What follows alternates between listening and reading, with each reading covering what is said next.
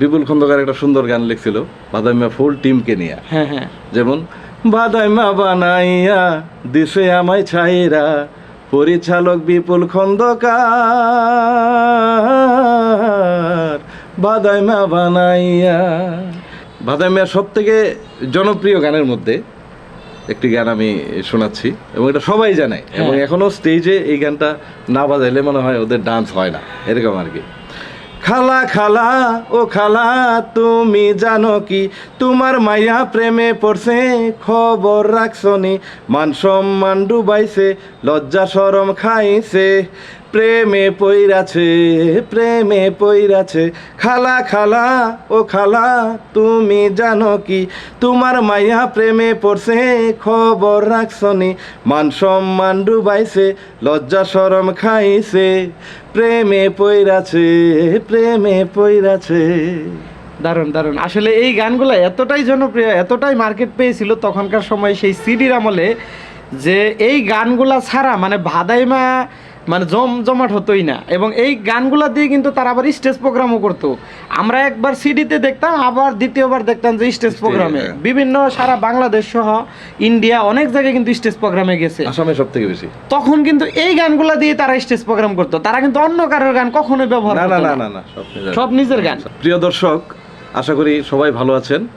আমি শিল্পী শেখর আজকে আপনাদের সামনে হাজির হয়েছি এমন একজন মানুষের কথা এবং তার কিছু বিনোদন নিয়ে। সে হলো আমাদের টাঙ্গাইলের আহসান আলী বাদাইমা, সবাই চিনেন। সে আসলে শুধু আমাদের বাংলাদেশে নয়, আমাদের দেশের বাইরেও তার অনেক সুনাম রয়েছে। তো ধন্যবাদ। আজকে আমাদের স্টুডিওতে আমাদের শেখর ভাই হাজির হয়েছে।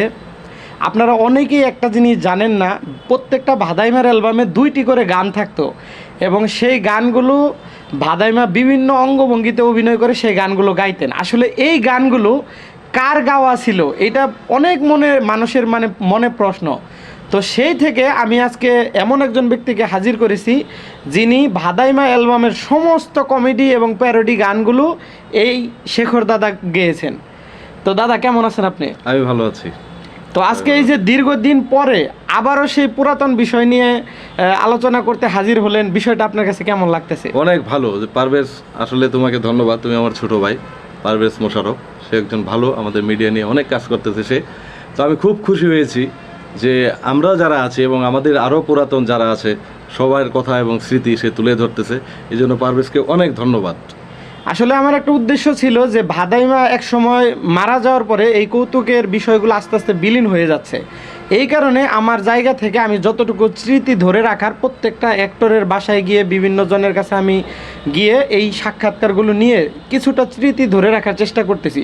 তো সেই একই আঙ্গিকে আজকে আমি শেখর দাদাকে নিয়ে এসেছি এবং তার মুখ থেকে শুনবো সেই ভাদাইমা টিমের সাথে তিনি যে কিভাবে জড়িত হয়ে সারা জীবন অনেক গান গেয়েছেন, অনেক কাজ করেছেন, সেই কাজের কিছু অভিজ্ঞতা আমরা শুনবো আজকে।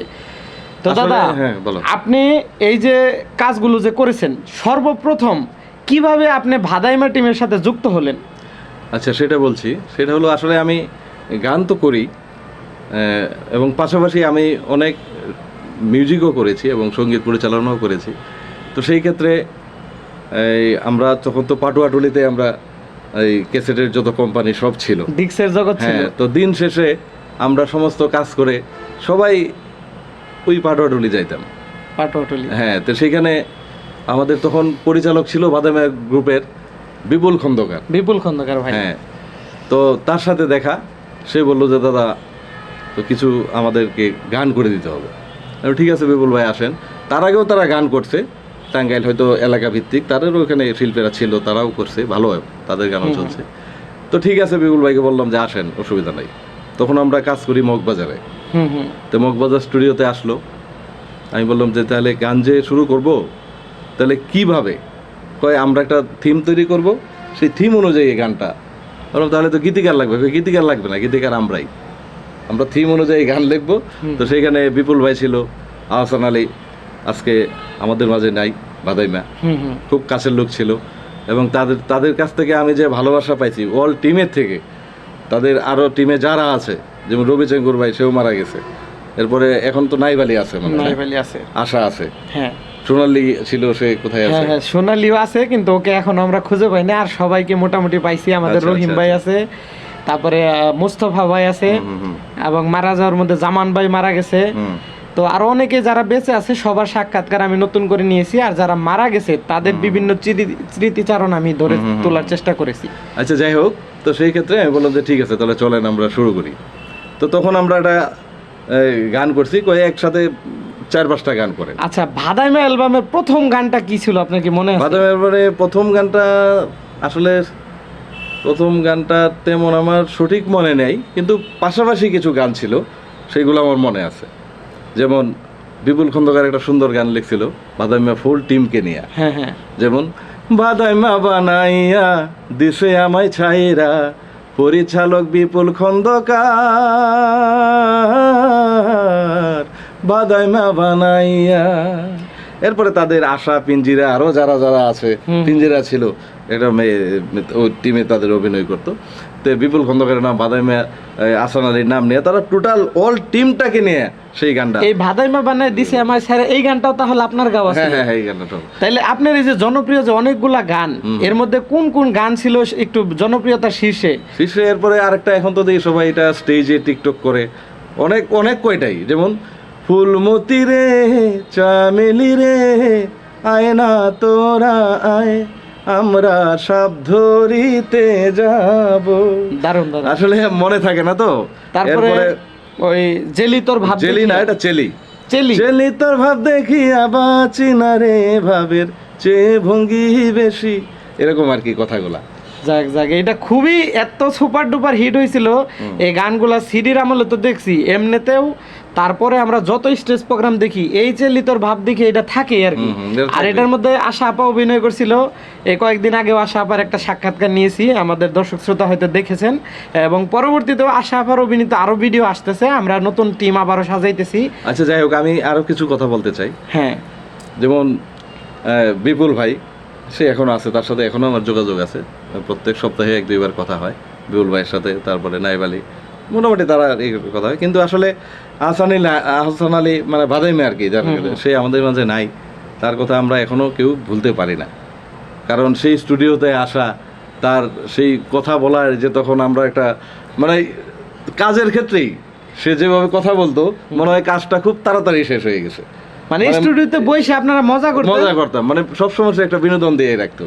এরপরে সে যে কোম্পানিতে কাজ করতো, মিউজিক হেভেন কোম্পানিতে, হ্যাঁ, সেই মিউজিক হেভেনে আমরা বিকালে বসতাম, সেইখানে চাটা আমরা নাস্তা টাস্তা করতো। সেইখানেও সে এইভাবে সে আসলে 1-2 দিন থাকতো, এবং ম্যাক্সিমাম সময় বিপুল ভাই তারপরে আসান আলী আমার সাথেই কাটাইতো। তারা আমার সাথে অনেক, তাদেরকে নিয়ে আমার অনেক স্মৃতি। আমার এখনও কষ্ট হয় আসলে, এই দুনিয়া থেকে আমাদের সবারই চলে যেতে হবে, পারভেজ, কেউই থাকবে না। তবে তারপরেও তোমাকে আবারও ধন্যবাদ দিচ্ছি যে তুমি আমাদের মতো এবং আরও যারা আছে সবার একটা স্মৃতি তুমি তুলে ধরে রাখতেছো। আরও যারা আছে সবারটাই তুমি করে রাখবা, এইটা তোমার কাছে আমার অনুরোধ। এবং আমি খুবই খুশি তোমার এই এপিসোড এবং তোমার এই কার্যক্রমের, যে তুমি সুন্দর একটা কাজের তুমি পদক্ষেপ নিছো, এটার জন্য তোমার কাছে আমি আসলে কৃতজ্ঞ।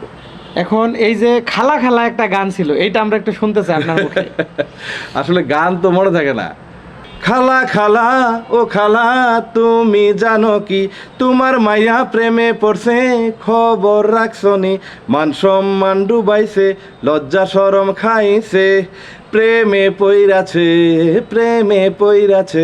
খালা খালা ও খালা তুমি জানো কি, তোমার মাইয়া প্রেমে পড়ছে, খবর রাখছনি, মান সম্মান ডুবাইছে, লজ্জা শরম খাইছে, প্রেমে পইরাছে, প্রেমে পইরাছে। দারুণ দারুণ। আসলে এই গানগুলো এতটাই জনপ্রিয়, এতটাই মার্কেট পেয়েছিল তখনকার সময় সেই সিডির আমলে, যে এই গানগুলা ছাড়া মানে ভাদাইমা মানে জমজমাট হতোই না। এবং এই গানগুলা দিয়ে কিন্তু তারা আবার স্টেজ প্রোগ্রামও করতো।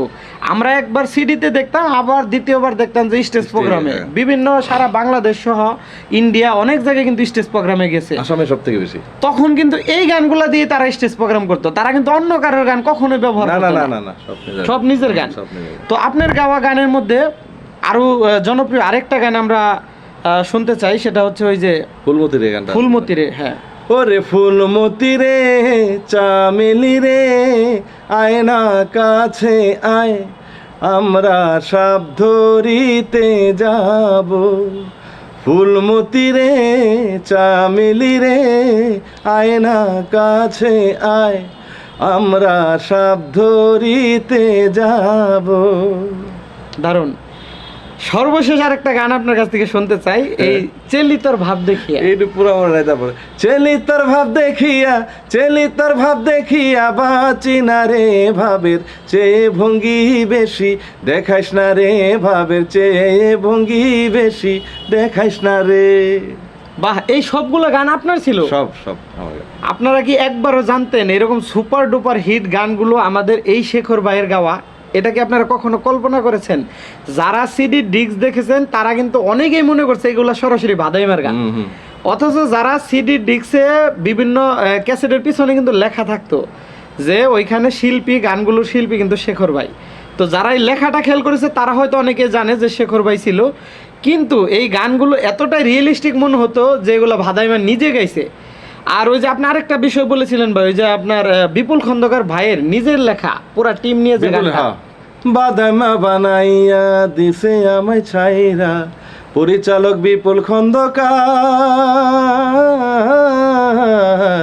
বাদামা বানাইয়া, এই গানটা। আসলে এত এত সুন্দর গান দাদার কণ্ঠে আমরা শুনেছি, মানে এগুলা সবগুলা বলতে গেলে, কারণ 40-50 পিস গান উনি টোটাল এতগুলো আরো বেশি হতে পারে, আরো বেশি হতে পারে।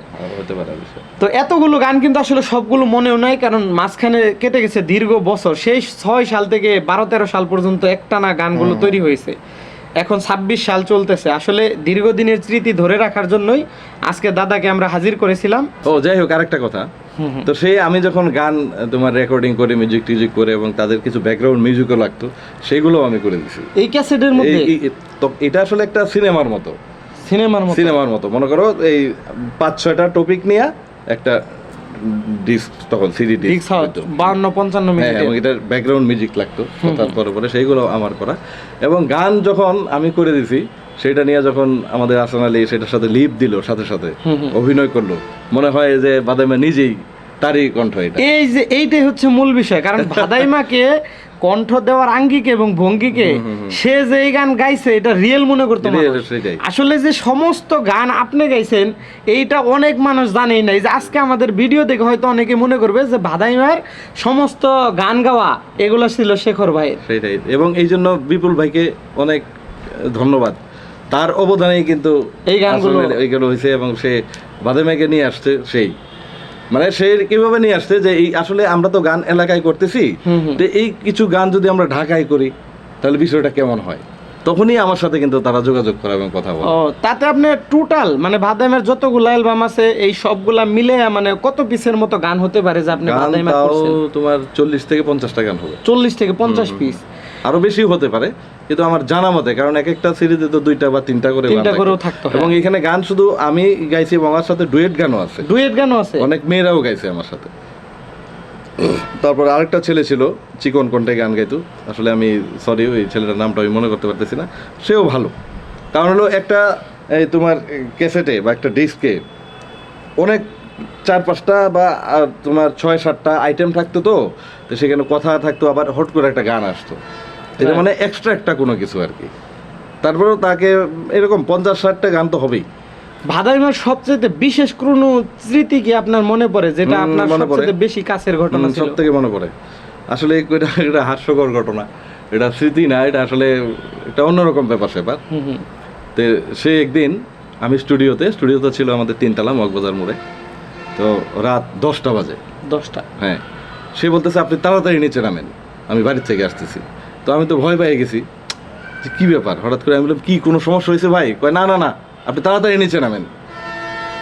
তো ঠিক আছে, আমি নিচে নেমে দাঁড়াইছি, তখনও সে আসে নাই। তো কিছুক্ষণ পরে দেখলাম একটা সিএনজি এসে আমাদের এই যে বিল্ডিংয়ের স্টুডিও ছিল ওটা সামনে এসে দাঁড়ায়া আমাকে বলতেছে এই দাদা। আমি মানে হঠাৎ করে চমকে গেছি, আর এটা কি? আমি বললাম কি ভাই এইভাবে ফোন দিয়েছেন? আমি তো ভয় পেয়ে গেছি রীতিমতো। বলে ভয় পাওয়ার কিছু নাই, এই নামলো সে। নামার পরে মানে এটা একটা কাঁঠালের স্মৃতি, মানে সে 3টা 4টা 5টা কাঁঠাল নিয়ে আসছিল টাঙ্গাইল থেকে, এবং কাঁঠালগুলা তোমার এরকম সাইজ, ও মাই গড। পরে আমি বললাম যে আপনি এটা কি করছেন, কয় এটা অসুবিধা নাই। পরে আমি আমাদের স্টুডিওর ছেলে পেলে আসলো, সবাইকে ডাক দিয়া এই কাঁঠালগুলো আমি উপরে উঠাইছি। তো এত কাঁঠাল কে খাবে? তারপরে আমাদের স্টুডিওর মালিক ছিল, সে নিছে। তারপরে আরো ছেলে পেলে যারা ছিল, মানে এগুলো আপনাদের জন্য নিয়ে আমাদের আসছে? জন্য সে নিয়ে আসছে।